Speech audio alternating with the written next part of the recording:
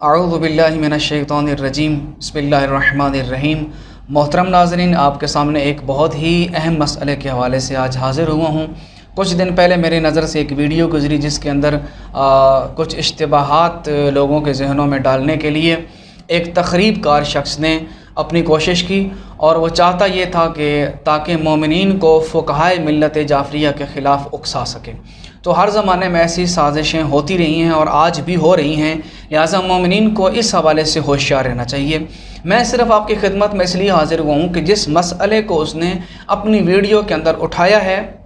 और बहुत सारे मोमिनीन उस वीडियो को देख के परेशानी का शिकार हुए हैं, मैं चाहता हूँ उस इज़्तिराब की कैफियत से मोमिनीन को निकाला जाए और हकीकत बयान की जाए कि उस वीडियो में या उस पैगाम में या उन चीज़ों के अंदर के जो आज के माशरे में इस तरह की उठाई जा रही हैं क्या हकीकत है, और उन लोगों की जहालत को आपके सामने आश्कार किया जाए।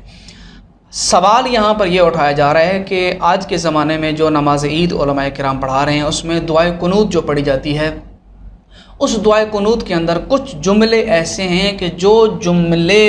कहीं से भी नहीं लगता कि वो मासूमीन अलैहिमुस्सलाम की तालीमात के मुताबिक हों, बल्कि उन जुमलों का मफ़हूम, उनका मतलब मकतब तशय्युअ के मुसल्लमात के ख़िलाफ़ है। और हो ही नहीं सकता कि कोई मासूम इस किस्म के जुमले अपने किसी मानने वाले को तालीम दे कि तुम नमाज में इस तरह पढ़ा करो या इस तरह दुआ मांगा करो। अब आते हैं अपने असल मकसद के ऊपर, आएँ देखें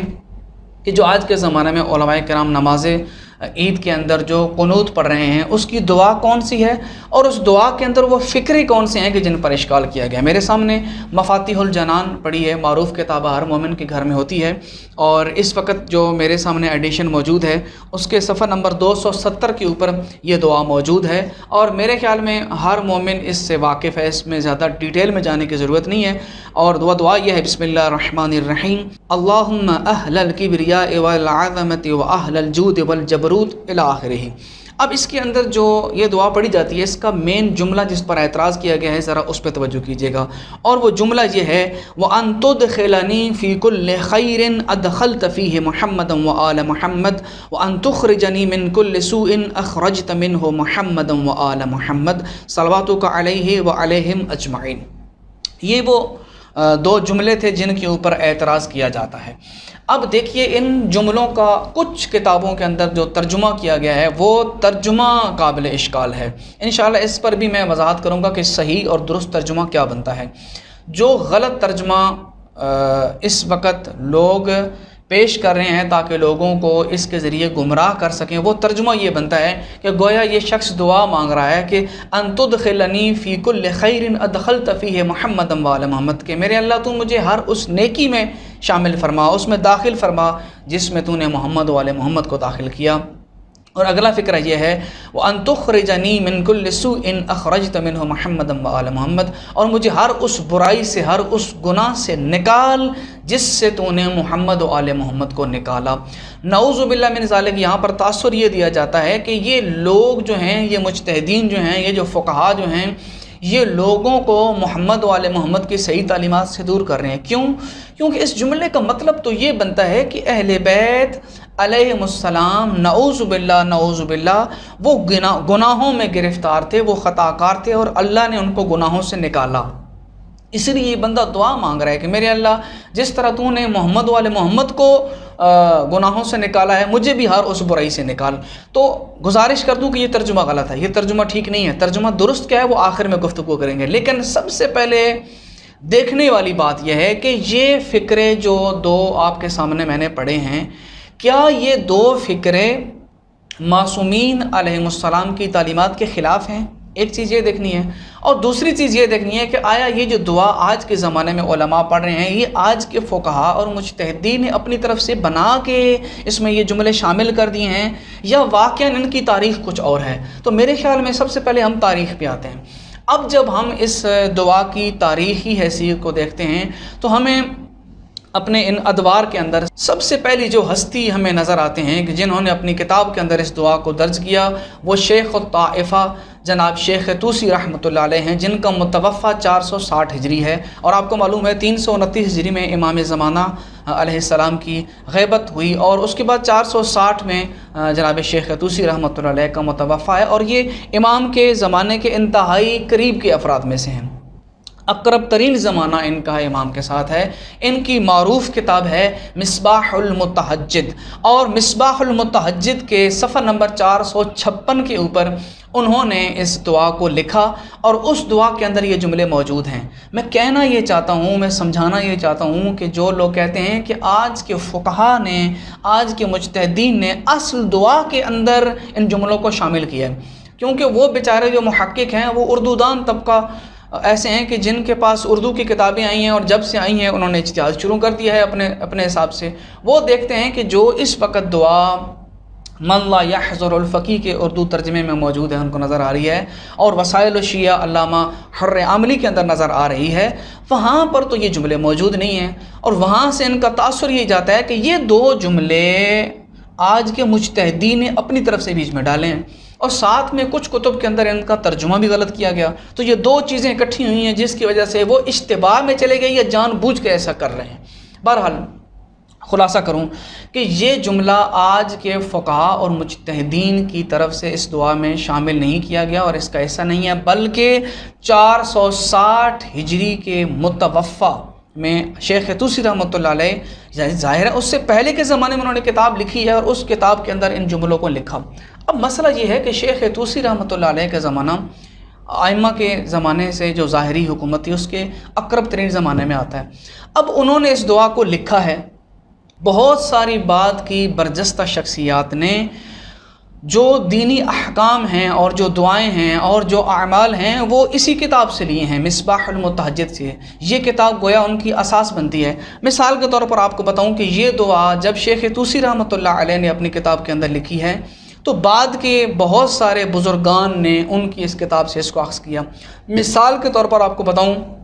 ہماری معروف کتاب ہے بحار الانوار۔ بحار الانوار جلد 78 صفحہ نمبر 380 کے اوپر علامہ محمد باقر مجلسی رحمۃ اللہ علیہ نے اس دعا کو اسی مصباح المتہجد سے لکھا اور اس کو قبول بھی کیا۔ اور آپ جانتے ہیں کہ اخباریوں کے ہاں علامہ مجلسی رحمۃ اللہ علیہ کا بہت بڑا مرتبہ ہے، تو یہ ایک اخباری عالم اپنی کتاب بحار الانوار کے اندر اسی دعائے قنوت کو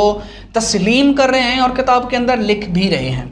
اور اس کے بعد دوسری شخصیت بتاؤں آپ کو کہ ہمارے اخباری علماء میں سے جو محدثین میں سے شخصیت گزرے ہیں وہ محدث نوری گزرے ہیں۔ انہوں نے اپنی کتاب المستدرک الوسائل کے اندر جلد نمبر 6 صفحہ نمبر 142 کے اوپر اسی دعا کو من و عن انہی الفاظ کے ساتھ نقل کیا ہے کہ جو مصباح المتہجد کے اندر موجود ہیں، اور ساتھ میں اس دعا کو لکھنے کے بعد یہ بھی لکھا ہے کہ یقیناً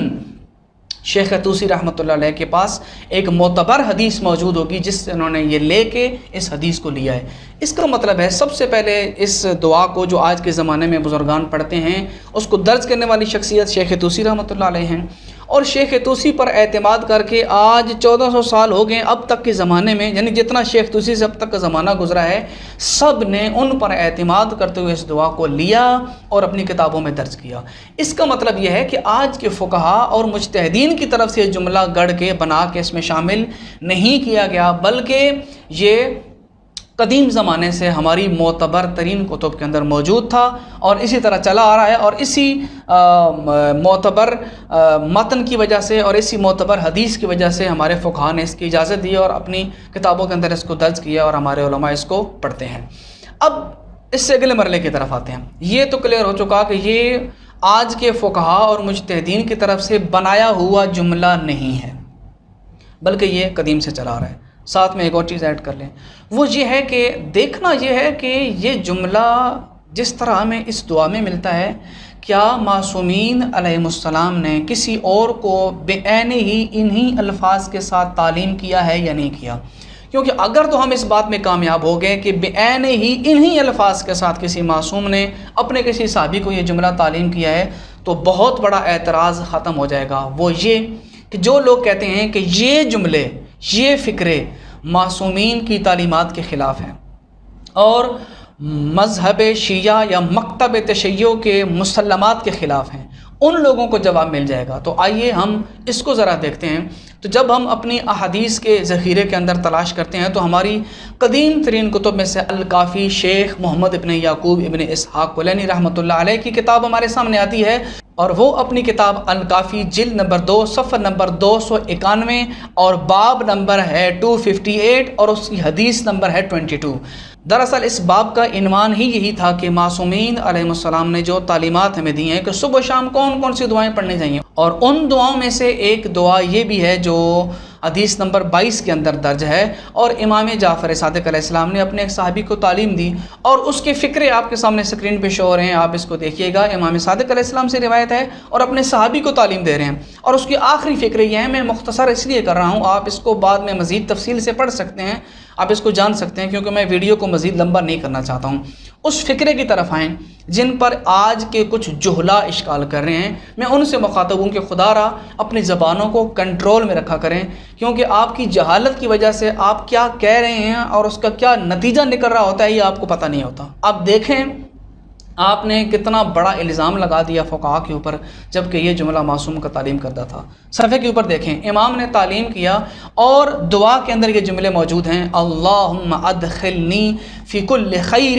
ادخلت فیہ محمد وآل محمد واخرجنی من کل سوء اخرجت منہ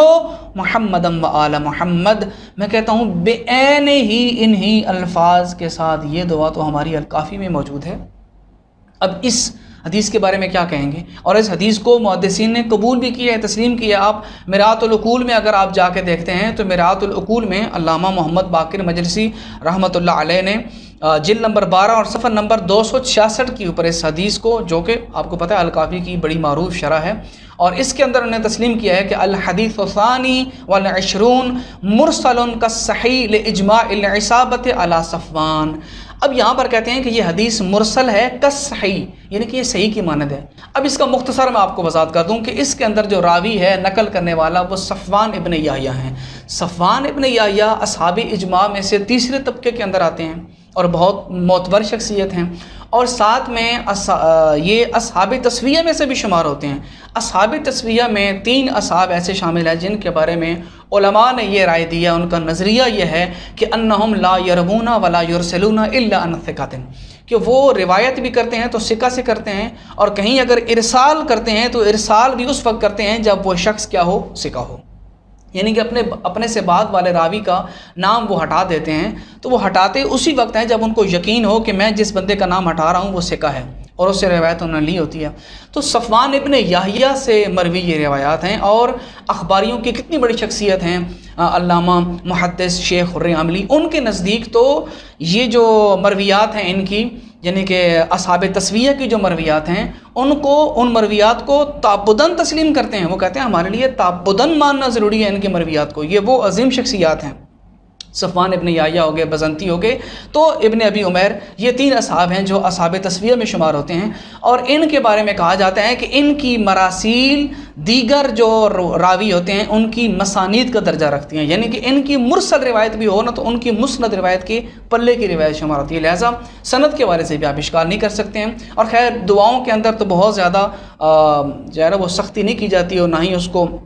زیادہ دیکھا جاتا ہے۔ یہاں پر تو اگر کوئی ضعیف روایت بھی ہو سند کے لحاظ سے تو وہ بھی قابل قبول ہوتی ہے، آپ اس کو اگر پڑھ دیں گے دعا کو تو آپ کو ثواب ملے گا، یعنی کہ حدیث منبلغ کے تحت آپ اس کو پڑھ سکتے ہیں۔ تو خلاصہ یہ ہوا کہ یہ دعا تو معصوم نے اپنے ایک صحابی کو تعلیم دی ہے، آپ کیسے کہہ سکتے ہیں کہ یہ معصومین علیہ السلام کی تعلیمات کے خلاف جملہ پڑھا جاتا ہے؟ اس کا مطلب ہے یہ جملہ جو شیخ طوسی رحمۃ اللہ علیہ نے کسی معتبر روایت سے دیکھ کے اس کو درج کیا ہے، یہ جملہ بھی ان کا اپنی طرف سے اختراع کردہ نہیں ہے، بلکہ امام صادق علیہ السلام کی تعلیمات میں سے ایک تعلیم کردہ دعا کا حصہ ہے یہ۔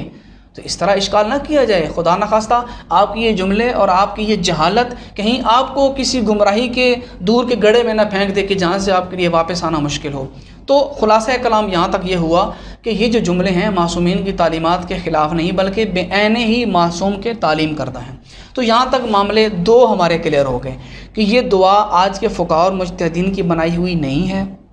نمبر 2 کہ یہ جملے بھی معصومین علیہ السلام کی تعلیمات کے خلاف نہیں ہے بلکہ بعین ہی ان کی تعلیمات کے مطابق ہیں۔ اب اس سے اگلے مرحلے کی طرف آتے ہیں کہ کچھ کتابوں کے اندر اس کا جو ترجمہ کیا گیا ہے وہ ترجمہ انتہائی ناقص ہے، کیونکہ ترجمہ یہ کیا جاتا ہے کہ اے میرے اللہ تم ہمیں ہر اس برائی سے نکال کہ جس سے تو نے محمد والے محمد کو نکالا ہے، اور یہ ترجمہ قابل اشکال بنتا بھی ہے کیونکہ یہ ترجمہ درست نہیں۔ اب آتے ہیں کہ صحیح ترجمہ کیا ہے،